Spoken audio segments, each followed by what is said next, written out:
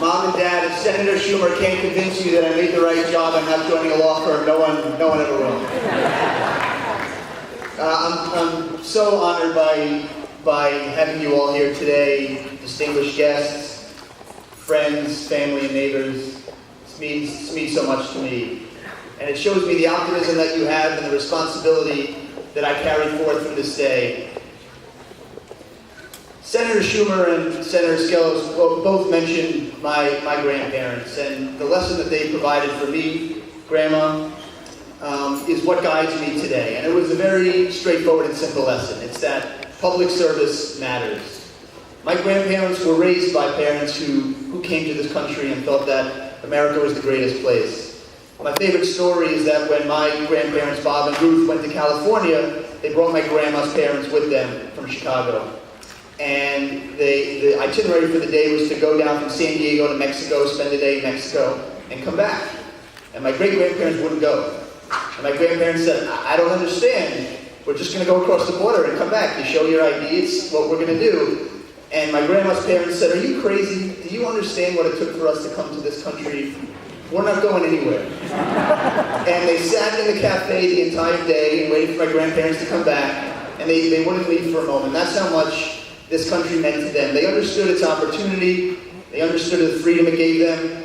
And unfortunately, a real poignant reminder of that was the fact that the family they left behind was murdered in the Holocaust.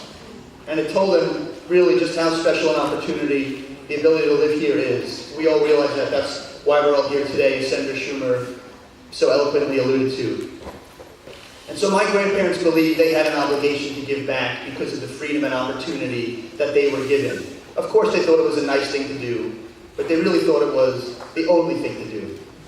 And so I watched them. I watched them serve our schools, our hospital, our synagogue, our zoning board, and on and on. You know, there's a school board member, Dr. Ryan, who calls my grandparents Mr. and Mrs. Long Beach. But they never wore that on their shoulders. They never got a vanity plate that said that. They never wore that on their sleeves. They never put that in anyone's face. They just thought that's what they should do. And is Frank won't be here today? Hi, Frank. So Frank was my math teacher in 11th grade. And Frank was the teacher union president, and my grandpa was the human tax cap before it was instituted by law on the school board. So you could imagine my math teacher and my grandpa didn't get along very well. Math was also my toughest subject, so I'm sure it made for some interesting days for me. But when my grandpa passed away, Frank Volpe was my teacher, and I'll never forget what he said to me. He came up to me when I got back to school, and he said, I disagreed with your grandfather a lot, but I always knew where he stood. I knew he was coming from a good place, and I respected the hell out of him. And for me, that taught me the most important lesson I need to know. It's not about the machinations and the scheming and the moving the chessboard and keep your friends close and your enemies closer. Just do what you think is right. Be straightforward with people, and at the end of the day, you'll get the respect that you deserve. And I remember that.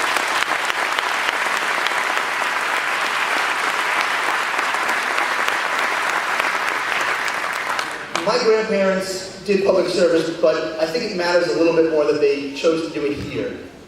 Not everybody embraces diversity. In fact, some people run from it. There's a social science term. It's called a tipping point. When other people move into a neighborhood, other people don't like it, and they move out. It's an unfortunate truth.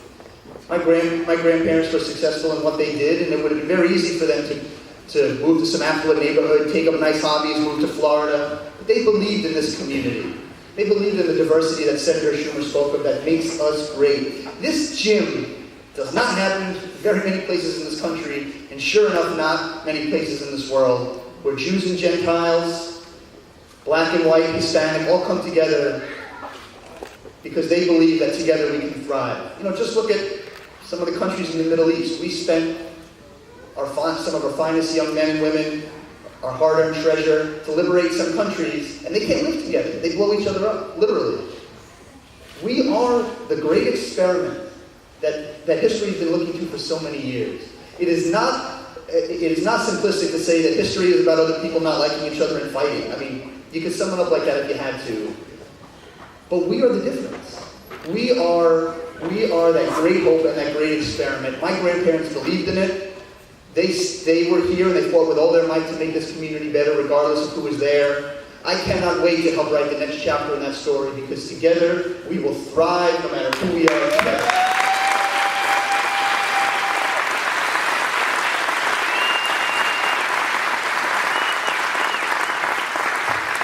And that's one of the reasons that I wanted to hold today's ceremony here, to remind us of that. To remind us that although some of us may look different or worship in different places, we're all in this together. We are. My grandparents also knew that what they did mattered. That sounds like a very simple thing to say, but we forget it all the time.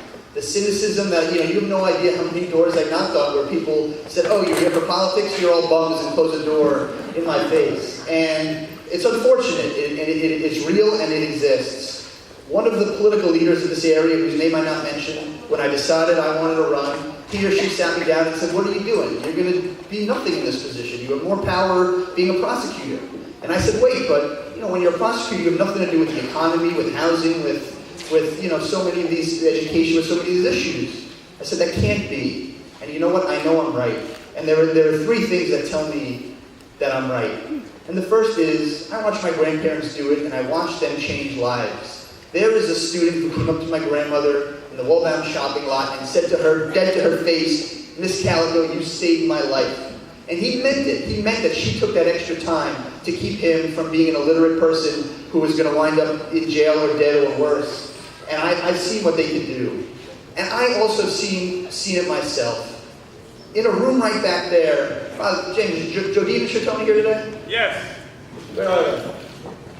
All right, so I want to tell you all a very quick story of what really helps inspire me. In a room right back there in 2007, I started a moot court program here where I taught high school students how to argue the law. And two students, Jodine Johnson and Shatona Hankins, stuck with the program. And I taught them Fourth Amendment law about search and seizure. They read all these cases, and they were great. And we went down to the moot court tournament in Washington, D.C. with like the fanciest schools you could think of, with their coaches, were from the fanciest law firms from D.C. up to Maine, and it was a little intimidating. And I remember before we started, we were talking about a special area of the law, and Jodine was extremely keen about this and said, I don't see how this principle could be if you've already taught us that principle. And I said, Jodine, this is sui generis, and it's Latin, meaning it's one of a kind. And it was just like an offhand remark. And we were down in Washington in the middle of the competition, and one of the judges asked Jodine, if you're saying it's that, how could it also be this? And Jodine said, well, Judge, it's sui generis. And the judge kind of blushed and said, I don't know what that means.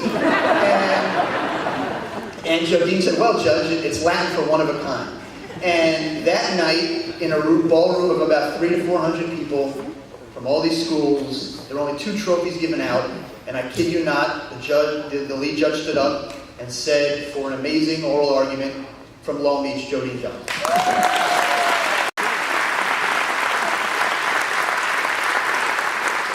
And Shatona was also amazing. They were both fantastic, and it taught me personally. And I said to myself, if a few hours a week for a few months a year could do this, what else can't we do? And the other thing that tells me that what we do matters and that it's important to have good leaders are the leaders that we have assembled here today. Senator Schumer is a week in, week out example of what effective, muscular, progressive, good government looks like.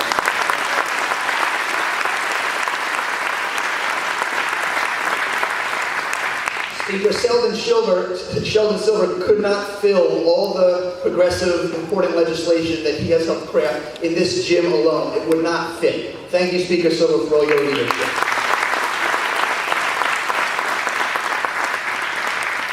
Senator Skelos, in my estimation, is amazingly skilled and is the only person, frankly, from Point Lookout to Inwood that party does not matter. Everyone simply thinks he does a great job. I hope to model after that, and I hope to one day have a modicum of respect that you command from the community. So thank you.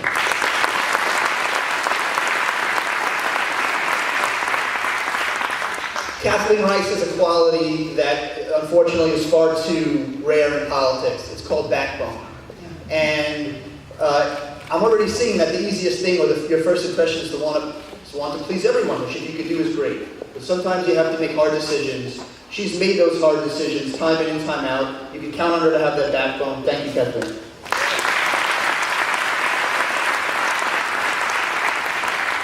And I'd like to say a word in defense of Harvey Wiesenberg. And Harvey has, of course, the respect that he so richly deserves from this room, but I've been in a lot of rooms, and there's something that I hear about Harvey that I would like to set the record straight about. This is not a joke. I hear all the time from people that Harvey is good on this one issue. He's good on helping people with disabilities. He's good with helping people with special needs. I'm here to tell you that's ludicrous. I'm here to tell you that that argument makes no sense to me. It's like saying Mother Teresa, she's obsessed with poverty. I don't understand. Thomas Jefferson, that guy's obsessed with liberty and independence. I wish he focused more on the farming people. It's crazy. What Harvey Wiesenberg has done is help to elevate a class of individuals who were treated like dirt, who had no voice, and who had nothing up to what it is today, and it's nothing short of a heroic effort that's astounding, and for that he deserves all of our thanks.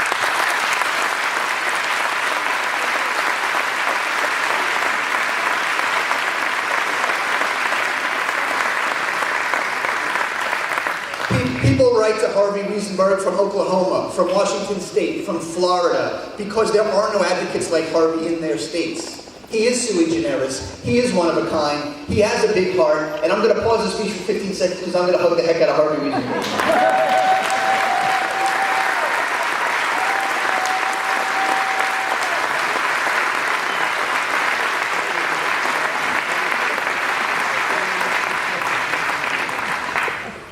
Also, in 1998, he gave me my grade 1 lifeguard test by asking me to swim out and come back, and then I did it, and I was a lifeguard, so that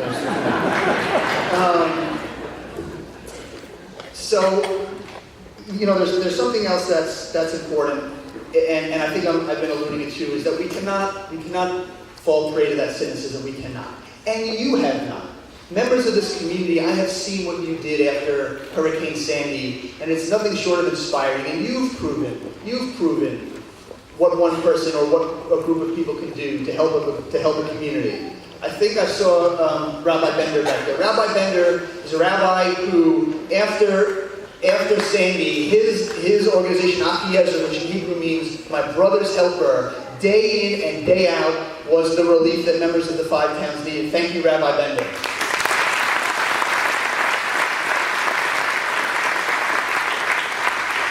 Bob Transom, a school board member from Oceanside. When the storm hit, he didn't go and clean out his house. He went to the freezer at the middle school. He took all the food out and made sure that it was safe and secure. And for the next 2 weeks, he cooked so people in Oceanside could eat. That's the type of citizens we have in this country.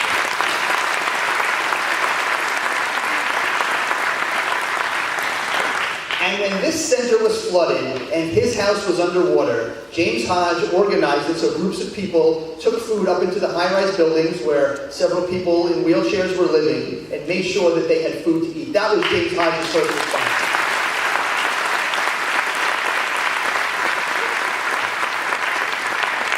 And so you are owed, at the very least, an effective government that you deserve. For all the work that you've put in, for the care that you've shown for your community. It's the least that you deserve, and I hope to work my hardest to provide that.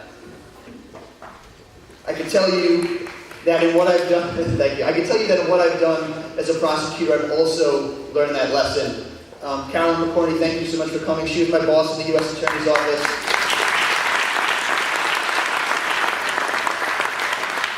The morning of the Pedro Espada trial, she was giving the opening statement, and I was supposed to give the closing statement. Carolyn was hard at work crafting it, and I walked in her office, and she just went.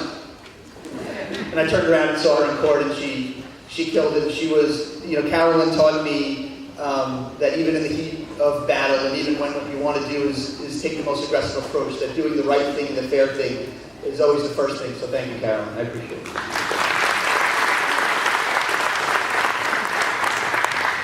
And there is so much to be done, isn't there? Our economy is not where it should be. There are far too many people that feel that they're running but standing still. Our environment is constantly being threatened and needs protection. And in our district, from Hewlett to Point Lookout, from Oceanside to Island Park, Almost every part of this district touches the water, if not every part. And so we have so much left to do to make sure that people are home, to make sure that people aren't in debt, and to make sure that we are able to rebuild in a manner that makes us better than we were before, and that can help stimulate our economy. I'm going to be fighting to do that for our district. I want to let you know, to my beautiful wife Ellen,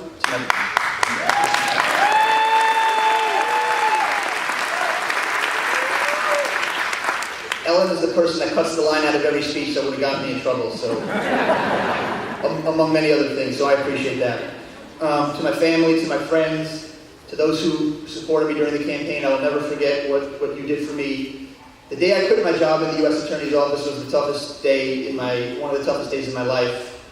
I just decided to take a plunge, and the next thing I knew, my diplomas were packed, and a job I loved was gone, and I didn't know what was next. But so many people came to support me and helped create this today, and I owe you a debt of gratitude I'll never be able to repay, but I will try by being the best representative that you expect, and so thank you all for everything.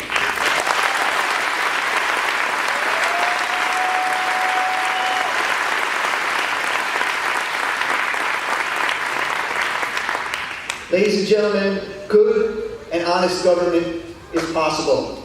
It will happen, and our best days lie ahead of us. I cannot wait for tomorrow. This path will not be easy, but together we can accomplish so much. So walk with me to the starting line. Let's take that first deep breath together, and let's run as hard as we can toward whatever noble goal we choose to pursue. And I'll see you at the finish line.